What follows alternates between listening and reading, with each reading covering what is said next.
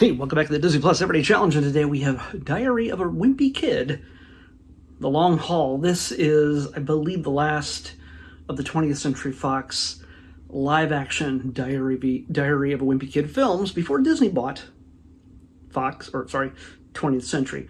Got to drop the Fox. It's tainted now. It has been for years. But the 20th Century rights and everything else, and all the films and TV shows and everything else, Disney decided to reboot the franchise in an animated way. Mainly because kids got older between movies, and Greg just couldn't stay young. In fact, this film proves it because the entire cast has been recast. Yeah, it's we got a new Greg, we got a new Roderick, we got a new Manny, and Mom and Dad, all of them. Everybody's new, and you might recognize some of these faces. I almost think that they were hired to, I mean, with some more name recognition. Not that Steve Zahn was as Dad wasn't a recognizable name, but his co-star from That Thing You Do, I realize just now, is Tom Everett Scott plays the dad now. That is crazy, and we get to see Mom played by Alicia Silverstone, who many of us my age would know her as the girl from Clueless. Why can't I say the character's name? But regardless, Clueless. It's how I remember her. Also, she was Batgirl for about 5 minutes. long ago, alongside, I think, the George Clooney Batman. Yeah. Before it all just went to, yeah. Anyway, this is an hour and 33 minutes long. It's from 2017, and yeah, it's definitely, I think there's 4 live action films: the original, Dog Days, Roderick Rules, and The Long Haul. And this sort of takes them on a road trip out of their normal realm. We don't get Rowley, so much Rowley in this one. Also, he had to have been recast as well. Owen Azalos, he's in it in the beginning and the end of the film for the most part. But this is very much a family adventure. You can almost call it is it Gen Z? Would it be a Gen Z thing? I really don't know. Are we rebooting the alphabet yet? It's let's just call it the most recent version of National Lampoon's Vacation, but not as rated R.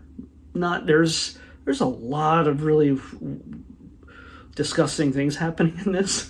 Actually should have gotten her. You know what? If it had to do with like a kid having to listen to a large man poop, a boy, a teenager, vomiting up so much fried butter sticks onto that same fat man while on a carnival ride. Yeah, I was eating at the time. I had to just do this. Oh, it was because I knew it was coming. I mean, how did they not take advantage of that? There is a pee sequence where Gregory has to go. He has to go, and Dad apparently can't pull over. I realize there's 37 miles to a rest stop, but you can pull over. The kid can go in the woods. I don't care. He can go 5 feet, 5 inches from the car. I don't care. When a kid has to go, he got to go, and you just pull over. But it makes for comedy for him to pee in as many bottles as he can, and then hand it to his mom, who is grossed out. What else? We have vomit, we have poop, we have pee. Yeah, there's a pig that poops everywhere. A piglet. Yeah, it's just and a young boy running around in his underwear at night outside of a really horrible motel where he is attacked by that also same large man. If it can go wrong, it will. And the reason why Greg Hefferly tends to be, as he has been in mostly all the previous films, his own worst enemy. He's not that great of a kid. I mean, if Bart Simpson has intent to do harm, and there is, by the way, because this is 20th century, there is a Simpsons scene in this. By the way, there's a number of cultural references I will make reference to later, but Greg pretty much puts himself in a lot of situations where he only realizes later that things could have gone better, and they definitely are going so very wrong. Bart Simpson makes choices knowing what kind of chaos he's creating. Greg seems to never learn the lesson until the last minute.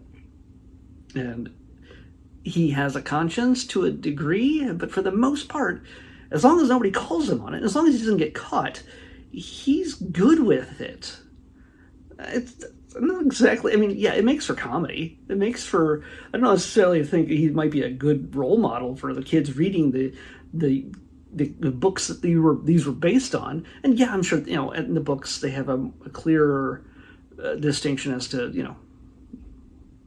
him learning a lesson at the end. And these movies do also, but man, yeah,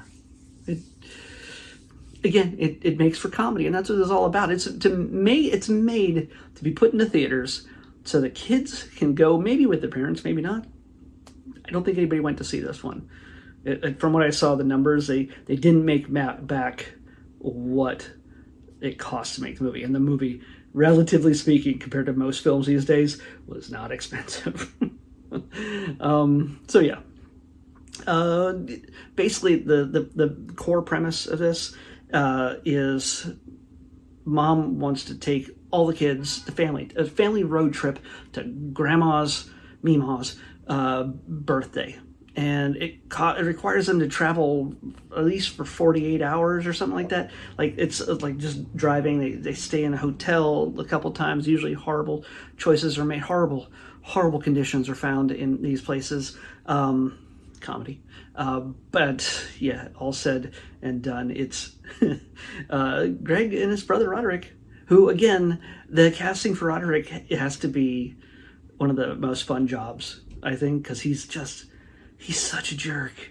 He's such a stupid person, and he's hilarious. The previous Roderick as well. The Roderick in the animated series, all of them, just so dumb and funny. It's astounding where they find these guys. It's pretty great. But along the way, they acquire a pig. He makes enemies with that large man and his children. They're dragging a boat behind them for whatever reason, which becomes apparent toward the end of the film. But just before Mom announces we're all going to take a road trip, they end up having to go to a kids restaurant, like a Chuck E. Cheese kind of thing, or like a Dave and Buster's, but for much smaller, louder kids. I've been to one of those in the past year with my friends and their kids, and I'm pretty sure I got COVID. Or everybody did. I think everybody had COVID. I don't know. It was horrendous, but I saw that place in this movie, I saw the place I went to in this movie, basically. That's what it felt like. In this, Greg is in the ball pit at some point trying to retrieve his little brother, and he comes out with a diaper stuck to his hand, and he starts screaming, "Diaper! Diaper!" and waving it around, and suddenly everybody's filming it. And he becomes a meme. He becomes instantly famous in the way nobody wants to be famous. And, well, he kind of has to live that down.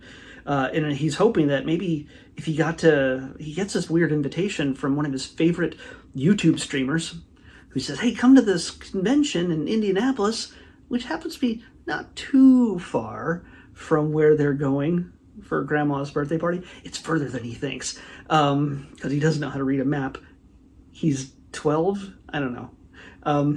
So he figures if he can play a game with this guy and be really famous for that instead of diaper guy, he can change things. So the entire thing is about just trying to deceive his parents and sneaking away.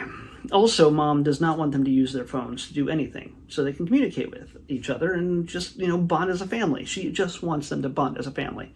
And, of course, the boys are really not interested in that at all. Dad is even sneaking a phone to keep doing work because he never told them he was leaving to do work for a couple days. So, yeah, all this stuff all comes to a head, and just when you think they're done just heaping abuse on first Greg because of the dumb choices he makes, but the entire family, it just gets worse and worse and worse for them.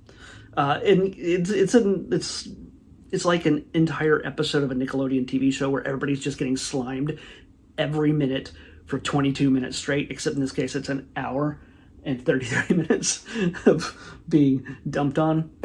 So yeah, if you love the Wimpy Kid movies and books and everything else, I don't know, there are some people, the movies will never live up to what the books did for them, but taken out of context, there are some parts I laughed out loud at because they were just so, I can't believe they went there, kind of absurd, kind of craziness. But it's just, yes, this is lowbrow humor. When I tell you that there's pooping and vomiting and peeing and pigeons attacking your Cheez-Its or whatever, cheese puffs. Yeah, it's you're in for a wild ride. So yeah, lessons learned, but chaos ensues leading up to it, and that's what this movie is all about. And before it was all, everybody was said, hey, you no longer have this job, unless they're voicing the characters in the animated version. But I have a feeling that the kid who played Greg, who was, sorry, I should say Jason Drucker, yeah, my eyes are horrible, Jason Drucker, and Charlie Wright plays Roderick. The two of them, they're going to outgrow those roles forever. And it's just, for me, it's just weird seeing Alicia Silverstone as a mom, like a button-down mom with glasses. She was always the crazy, weird, not weird, but crazy fashionista girl from Clueless. So, yeah, it was neat. And Tom Everett Scott, he's usually good pretty much everything I've seen him in. I love That Thing You Do. So, again, just realizing that the torch was handed from Steve Zahn to him. It's like they just went to the Tom Hanks movie database and just said, oh, okay, let's pick these guys. Let's pick tomorrow's episode. 60. Oh, we didn't have to go far. 60. Oh, you know what? I just saw this when I was going through the thing because I had to edit the document, and I wondered if this was ever going to show up. I imagine this is still here. On Disney Plus. It's been a while. I don't know. We'll find out. It doesn't matter. I've gone too long as it is. This is Disney's Broadway hits, but not on Broadway, at the Albert Royal Hall. At London's Royal Albert Hall. Yeah. So, Broadway's in New York City. Disney's Broadway hits at London's Royal Albert Hall is what we're watching next on the Disney Plus Everyday Challenge. I'll see you back here tomorrow with that.